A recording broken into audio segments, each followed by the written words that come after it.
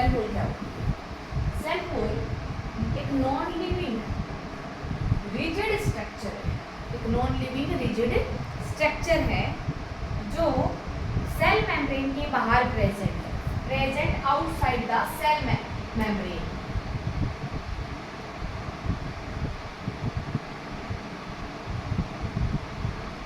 इसके cell membrane के जो बाहर प्रेजेंट होता है।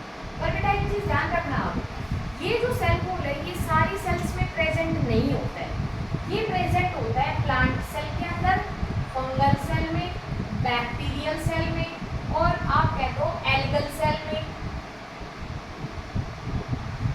ठीक है। और एनिमल सेल में ये क्या रहेगा? एब्सेंट रहेगा। प्लांट सेल में प्रेजेंट, फंगल सेल में प्रेजेंट, बैक्टीरियल सेल में प्रेजेंट, एल्गल सेल में प्रेजेंट, पर ये एनिमल सेल में ये एब्सेंट है। बात ये आती है कि ये जो सेल वॉल है जो हम बता रहे हैं नॉन लिविंग स्ट्रक्चर है, रिजिड है ये, तो ये किसका बना होता है? अच्छा उससे पहले एक चीज और डिस्कस कर लेते हैं। अगर हम बात करते हैं प्लांट सेल, प्लांट सेल के अंदर सबसे बाहर आपको क्या मिलेगी? सेल वॉल, और उसके अंदर मिलती है आपको प्लाज्मा मेम्ब्रेन। जैसे कि आप इस डायग्राम में देख रहे हो, बाहर हमेशा क्या मिलेगी आपको? सेल वॉल, और अंदर क्या मिलेगी आपको? Plasma membrane. In case of the plant cell, plant cell के केस के अंदर बाहर आपको सेल वॉल मिलती है और अंदर मिलेगी आपको प्लाज्मा मेम्ब्रेन। पर एनिमल सेल की अगर हम बात करें तो इनके अंदर जो प्लाज्मा मेम्ब्रेन है वो सबसे बाहर प्रेजेंट होती है, प्लाज्मा मेम्ब्रेन है वो सबसे बाहर प्रेजेंट होती है। आउटर मोस्ट स्ट्रक्चर कौन बनाता है? प्लाज्मा मेम्ब्रेन ही बनाएगा, किसमें? इन केस ऑफ द एनिमल्स। अब बात ये आती है कि बेटा ये जो सेल वॉल है किसकी बनी होती है? तो पहले हम बात कर लेते हैं एल्गी के अंदर जो सेल वॉल है वो किसकी बनी होती है। तो एल्गी की जो सेल वॉल बनी होती है वो बनी होती है सेलुलोज की, गैलेक्टन्स की, मेनन्स की, और कुछ मिनरल्स होते हैं। Cellulose, galactans, mannans and some minerals like calcium carbonate, जैसे कि हमारा एग्जांपल है कैल्शियम कार्बोनेट। ये कौन कौन प्रेजेंट है? क्वेश्चन पूछे जाते हैं ऐसे नीट में कि क्या क्या प्रेजेंट होगा सेल वॉल के अंदर? Cellulose, galactans, mannans and some minerals. उसमें एक एग्जांपल लिख सकते हैं आप कैल्शियम कार्बोनेट का। अब बात उसमें आती है कि प्लांट सेल वॉल किसकी बनी होती है?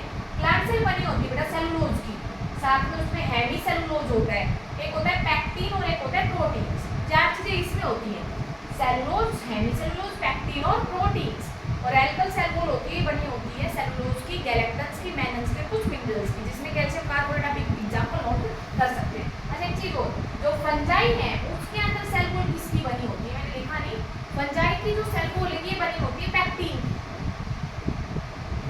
की। इसको हम बोलते हैं fungal cellulose, fungal cellulose. Fungi की सेल वॉल किसकी बनी होती है? पैक्टिन की, जिसको हम कहते हैं फंगल सेलुलोज। और एक चीज और रह गई, बैक्टीरियल सेल वॉल किसकी बनी होती है? बैक्टीरिया में सेल वॉल किसकी बनी होती है? पेप्टाइडोग्लाइकन की, पेप्टाइडोग्लाइकन की बनी, किसकी बनी होती है? पेप्टाइडोग्लाइकन। याद करें सारे एग्जांपल्स, फंजाई में काइटिन, बैक्टीरिया में पेप्टाइडोग्लाइकन। अब उसके बाद बेटा जो सेल वॉल है दो तरह की है, प्राइमरी सेल वॉल होती है, एक होती है सेकेंडरी सेल वॉल। जब तक हमारी सेल यंग होती है, प्लांट सेल की आप बात लेके चल रहे हैं, जब तक हमारी सेल यंग होती है तो उसके अंदर बाहर एक सेल वॉल मिलेगी, उसको बोलेंगे हम प्राइमरी सेल वॉल। और ये सेल वॉल ग्रोथ कर सकती है, it is capable of growth, इसमें ग्रोथ हो सकती है। पर जैसे जैसे प्लांट सेल की एज बढ़ेगी, उसकी एजिंग होगी, तो वो जो सेल है उसके बाहर एक नई सेल वॉल और बनने लग जाएगी, प्लाज्मा मेम्ब्रेन और प्राइमरी सेल वॉल के बीच में, प्लाज्मा मेम्ब्रेन और प्राइमरी सेल के बीच में, मतलब inner to primary cell wall और outer to plasma membrane, means in between the plasma membrane and primary cell wall एक और सेल वॉल है, उसका नाम क्या रहेगा? सेकेंडरी सेल वॉल, जो ग्रो नहीं कर पाती है, it lose the capability of growth. अब इसकी ग्रोथ नहीं होगी। और ये कहाँ प्रेजेंट है? याद करना बेटा, एक क्वेश्चन आया हुआ है ये भी नीट के अंदर, ये कहाँ मिलेगी आपको? Secondary cell wall, inner to the primary cell wall और outer to the cell membrane, मतलब सेल मेम्ब्रेन के बाहर और प्राइमरी सेल वॉल के अंदर। अब उसके बाद एक टर्म है मिडल लेविला। मिडल लेविला क्या होता है? मिडल लेविला होता है दो सेल्स है, नेबरिंग सेल्स है, दो हमारी प्लांट सेल है नेबरिंग है, मतलब एक साथ साथ प्रेजेंट है। तो इसमें सब सेल्स के अंदर बाहर क्या रहेगा? सेल वॉल, अंदर cell membrane, cell wall, cell membrane. पर दोनों सेल्स को जोड़ने के लिए एक सीमेंटिंग मटेरियल चाहिए होता है, उसको बोलते हैं मिडल लेविला, सीमेंटिंग मटेरियल। ये क्या करेगा? ये जोड़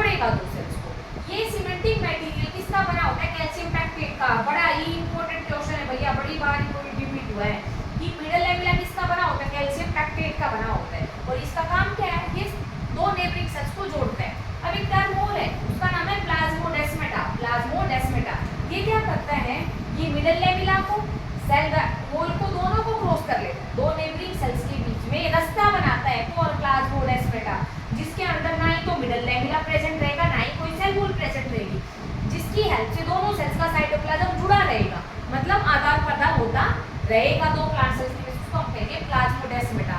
और ये प्लाज्मोडेस्माटा सिर्फ प्लांट सेल्स में ही प्रेजेंट होते हैं।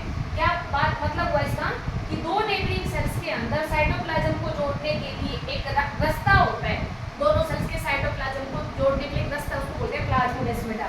और इस टर्म को डिस्क्राइब करने वाले साइंटिस्ट का नाम था स्ट्रेसबर्गर। इसने इसको डिस्क्राइब किया था। अब बेटा आगे चल के हम देखते हैं कि ये सेल वॉल जो है ये इसके फंक्शंस क्या हैं। तो सबसे पहला इसका फंक्शन है वो है पहला प्रोटेक्शन फ्रॉम द इन्फेक्शन, ये किसी भी इन्फेक्शन से सेल को बचाएगी।